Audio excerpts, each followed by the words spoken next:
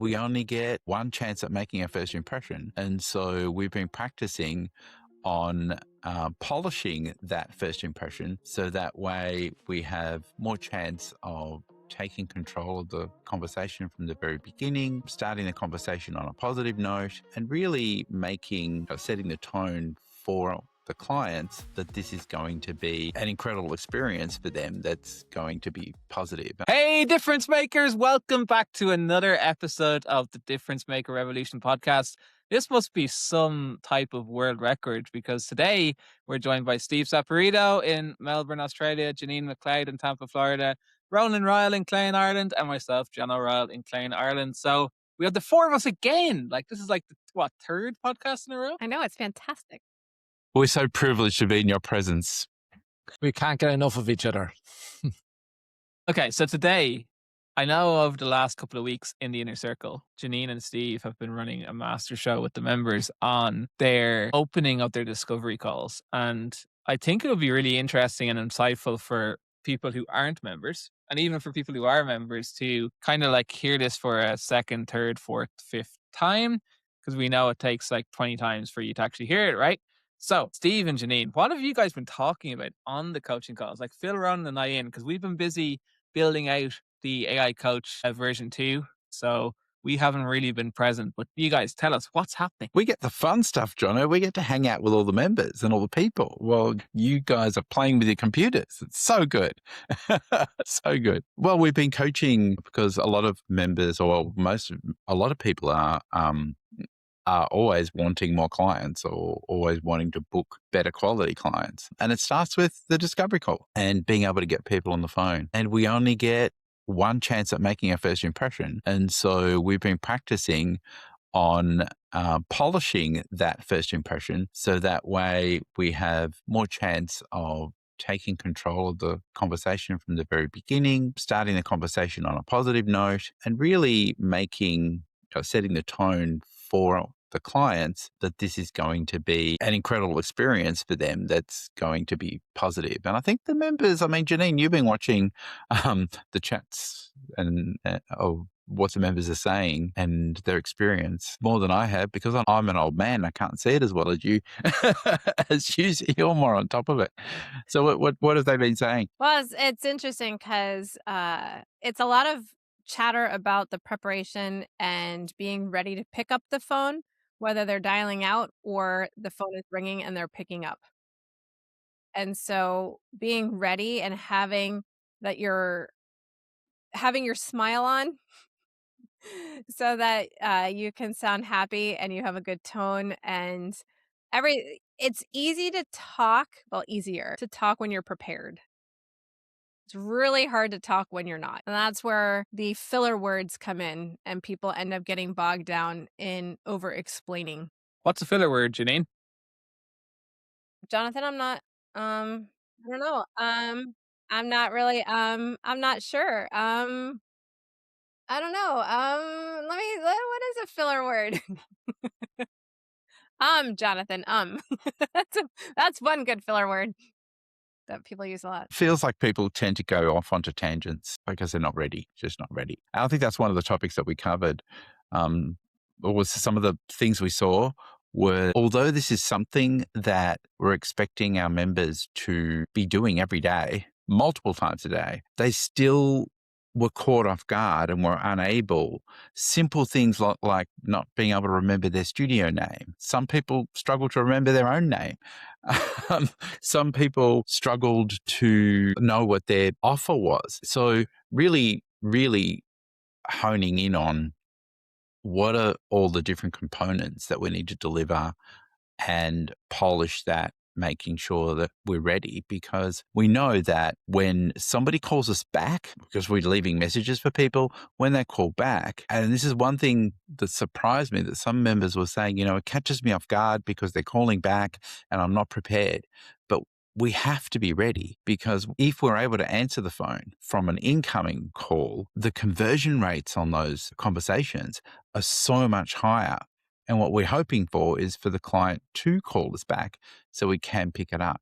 And so part of what we were talking about was having or reciting what would you call it, Jeanine? A readiness plan in the morning. Yeah, like a readiness plan, like a mindset plan for the day. Yeah, a readiness plan and a mindset plan, and to have that with your team. And if you are the team, you still need to do it with yourself if you're a solopreneur, because you have to always be ready when you are turned on and are at work, ready to answer the phone, because they're the ones that are the easiest to convert into bookings. And we want to do what's easy. And I'm almost suspecting that a lot of people are letting it go to voicemails, and then they can listen to the voicemail and then maybe plan it later. But then they're struggling to contact the client again because the moment's gone. And so this mindset of always being ready and really practicing, it was the first, how long, Jeanine? Maybe 10 seconds of the phone call. It's taken a while to get that polish. So we can't overemphasize enough how important those first 10 seconds are, because this is where the moment the client picks up the phone, they're either going to be suspicious or you're going to start building trust. They're going to think, this person's not confident. So is it a scam? What was really interesting as well is that, years ago, did a training with Jordan Belfort, who's the Wolf of Wall Street. Something that stuck with me was he said, like, you literally have to show that you are sharp as a tack, enthusiastic as hell, and a force to be reckoned with in the first 10 seconds, like what you're saying. And, the example you gave of using filler words, if you look at the greatest salespeople and presenters in the world, they don't really use filler words and they're comfortable with silence. Like, they use pauses to control conversations, to emphasize things. And it's so important and critical that you're always communicating that you're sharp as a tack, enthusiastic as hell, and a force, which goes back to what you guys are saying. So it's consistent. Which is exactly what Steve and Jeanine have been working with the members on. But I remember something from that too, Steve. I don't know if I told you this story, but the training was done live and it was video recorded, right? But the training was all with top salespeople. And I say he spent with one of the salespeople, the group of salespeople on stage with him. But with that group, I'd say he spent at least an hour coaching them on that first 10 seconds. Wow. So it's okay that we've taken 2 weeks to go through this, right, Jeanine? It's totally okay, because if you add up all the time, it's probably about the same amount of time. Yeah, because we gave people the opportunity to practice and do it live with us. And I think what's interesting too is if you think about your own experience on the phone, either receiving a call from someone else, whether it be a business or someone personal, or making a call to another business or someone personal, how that person answers the phone can really determine what your experience on that phone call is going to be. And that's why it's so critical. It's hard to get past. If someone answers the phone, "Hi, this is Jeanine from Cloud9. What's up?" Or, "Hey, this is Jeanine at Cloud9 Studios. How can I help you?" You can have an happy, upbeat voice and it instantly puts a smile on people's face, or you can sound like Eeyore and not. And it's hard to recover from the one. It really is hard to recover. Or if you sound surprised. And that's what gets me too, Steve. Like, have you called people and they're surprised, like another business, and they're surprised that you're calling? Like, why are you surprised I'm calling? This is a little weird. Are you open? Are you a legitimate business? Hair salons are never surprised when you call. And they always have the happiest of people waiting to take your phone call, ready to book you for a hair appointment at the hair salon. Always. So true. Share the story from yesterday that you shared with our members yesterday about the lady that called. So I had a call. So my Betsy has had the flu. It's been so fun here. I've been chugging vitamins to try and avoid getting the flu. But so I was on the phone all day Monday. And I called one lady. She was a potential client that we had come in for a first birthday session. Called her, had a lovely chat. We were happy. We were talking. And even though and this is why we do say the city that we're in, even though I had said Wesley Chapel, it did not click in her brain. And by the time we got to talking further down the line, she's like, "Wait a minute, where did you say you were?" And I said, "Wesley Chapel." She's like, "Oh, I'm in Miami." And I'm like, "Oh, it's only 4 hours. You can drive on up here." And it for many reasons, it just didn't work that she would be able to come to Tampa from Miami. So I was able to actually refer her to a photographer I know in Miami, happily, because I trust that photographer a lot to handle a client in a difference maker way. But what was so amazing is we got to that and she's like, "Can I just tell you, never change the way you talk on the phone. You have made my day. She's like, I've talked to people on the phone before and they just bring it down. And you never know what a person is going through in their day. And honey, and this is what she said, and honey, you need to always sound as happy as you sound right now, because I'm going to go the rest of my day being just as happy as I am talking to you. You changed my day. And so how awesome is that, right? Like, we had a lovely chat. It was happy. It was upbeat. It was enthusiastic. And she has a very good point. You don't know what someone has gone through in that day leading up to the time that you have a conversation with them. And truly being the one positive light in their day can already make a tremendous difference in their life, whether you book the experience or not. It's a privilege. It's a privilege to be that person and have access to people and come in with a mindset of elevating somebody. And it's a privilege to be, to be that person and to, have that place for them. It's great. So Jeanine, how do you make that happen? Like, have you an approach that you take, or like, is it that you've done it so often and you've practiced it that it just is you're unconsciously confident? You just can do it like driving a car without thinking about it, or like, how does it all come together? Well, I do put my smile on before I pick up the phone. So I always practice smiling, and I talk happy anyways. I don't know. I just don't see why we talk depressed. I don't understand that concept. So I always like to talk happy. My thing, everybody has their thing they have to work on. I have a little post-it note saying talk slower, because my challenge with myself is I tend to talk fast. You guys, if you've listened to the podcast for a while, will know that I tend to talk fast on the podcast too. So when I'm on with a client, I really have to consciously slow myself down and really practice active listening. And Jonathan makes fun of me because to make myself active listen, I repeat the end of what someone says often, and he teases me about it. But all the time, not often. all the time.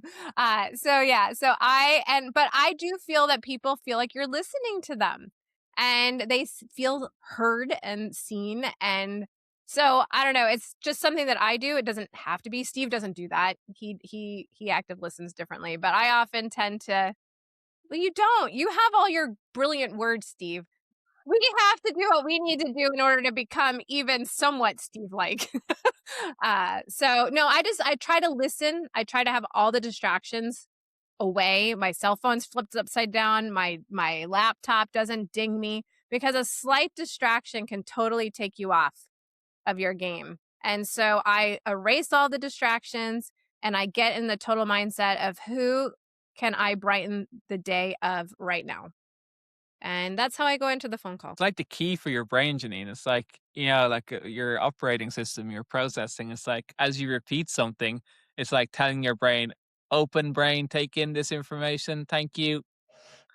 It's just your way of processing, that you've trained your brain to accept information. But it does make it easier for you to then come up with a question or tease out something about what's just been said. And it's a valid technique that, I recommend using, because if you do repeat something that they've said that, that has caught your attention, your brain just engages, you're right, Jono, and will ask another question about what you've just repeated. And it also gives you time to think and process. So it's a great way of doing it. And it also tells the person who you're talking to that you're actually listening to them, because you're repeating their words, right? So they're also hearing what they just said. So they go, oh, Jeanine is actually listening to me. Hey, dudes and dudettes, the problem is, like, I'm a photographer. Why do I need to know this? Did you just say dudes and dudettes? Did. I'm channeling what's that, West Coast American surfer? I don't know. With an Irish accent. Because we are in the business of people, and we hear so many photographers talk about, we want to capture your story. Unless you dive in and find out about a person and get really curious and ask them compelling questions that are going to tease out who these people are and what their relationships mean to them, how are we going to be able to tell their story? Having the right props, having the right lights, having the right backgrounds isn't telling someone's story. They're fitting into the story that you are creating, which may not be their story. It's about finding out what truly makes up this relationship? What do they truly love about being a mother? What do they truly love about being a father? What does this baby mean to them? And so when you're asking those questions, it really does help them. And I think too, Ronan, when you were talking about repeating and a client feeling as though they've been heard, for some of them, a lot of people say things without realize they're saying it. And when we lock on to something that we heard that we thought was important and repeat it, you can see in their face that they hadn't realized what they've said and they hadn't realized the importance of that. And sometimes when we lock onto something that we believe is important, it's almost like they've heard it for the first time. And when I was listening to a phone call just this morning, and the client said that her child was a blessing, and she said it in passing. And it wasn't until she was asked about that blessing that she thought,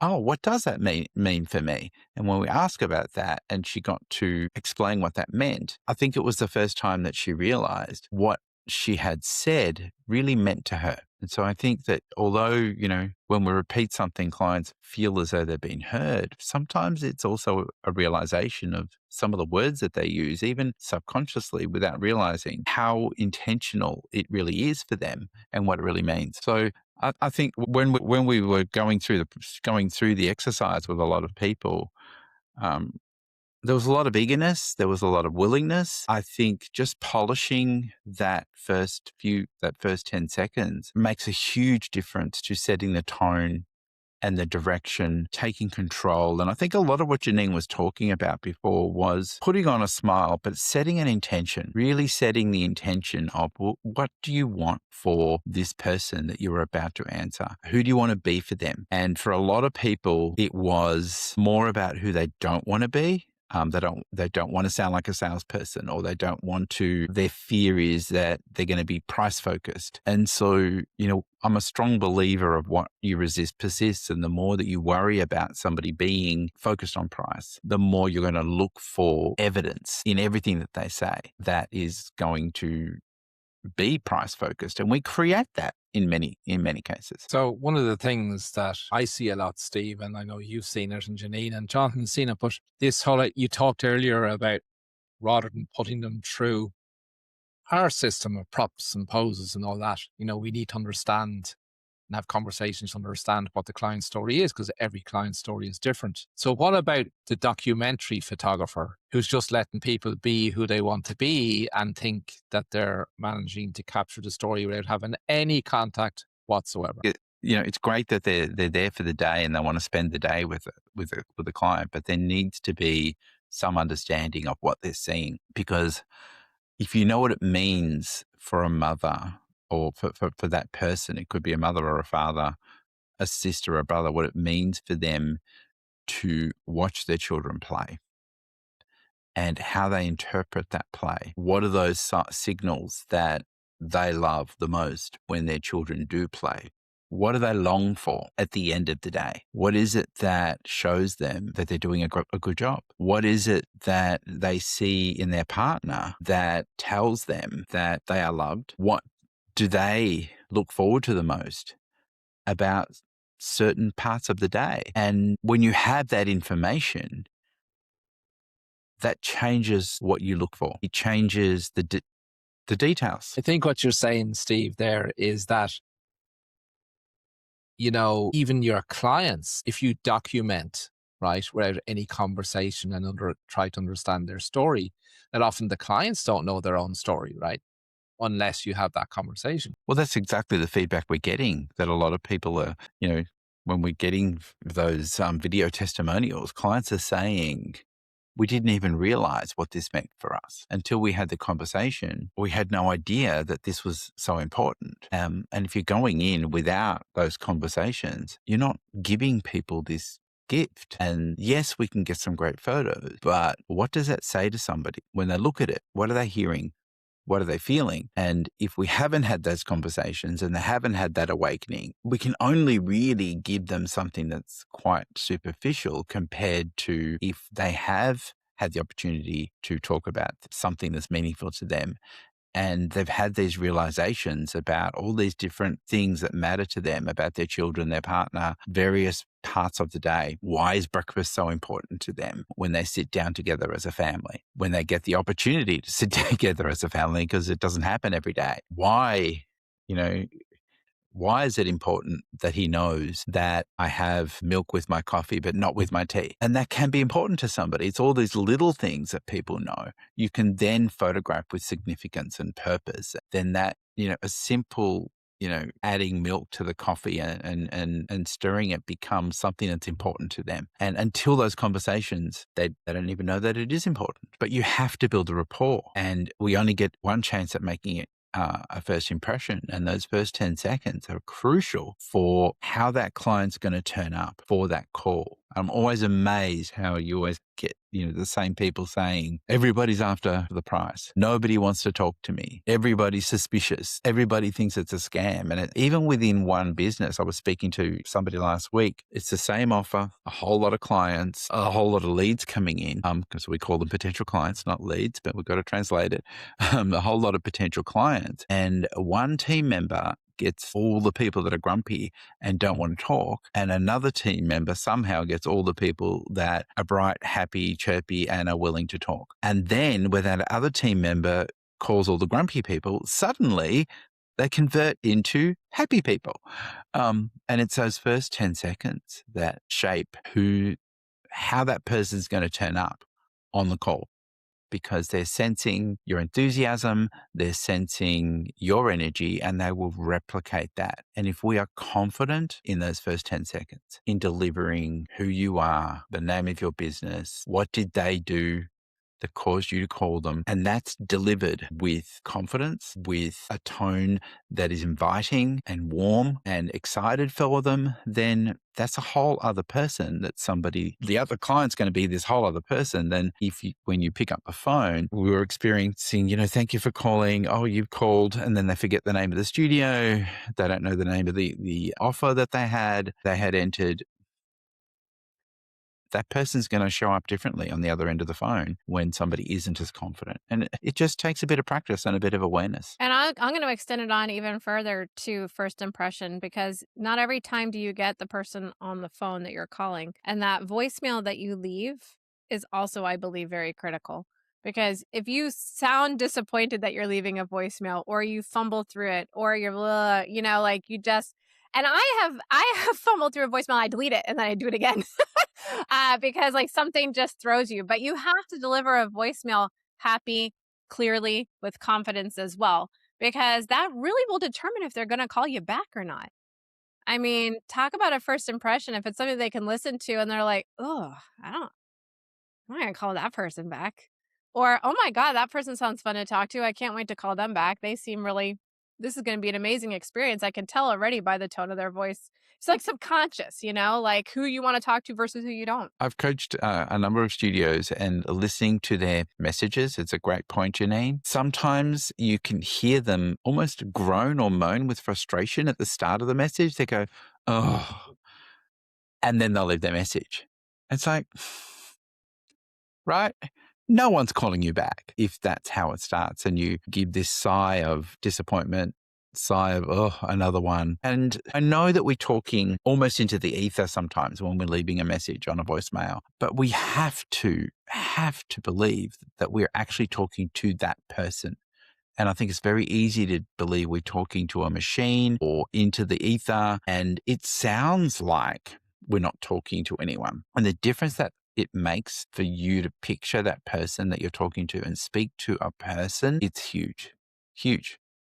I want to know more, Jono. You want to know more, Ronan? ING, you want to know more? All right. So where you need to be at the cutting edge of the future of photography and of the photography industry is inside the inner circle.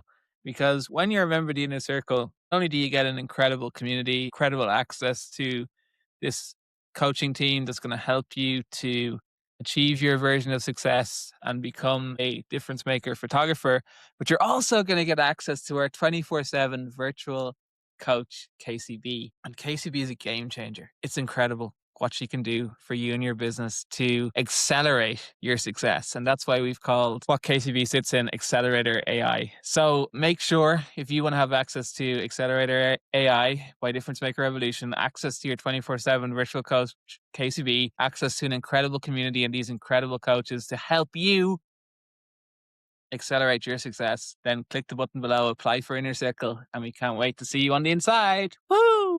Thanks, everybody. See you on the inside. Bye, guys. Just turn up on a Wednesday night, Ronan.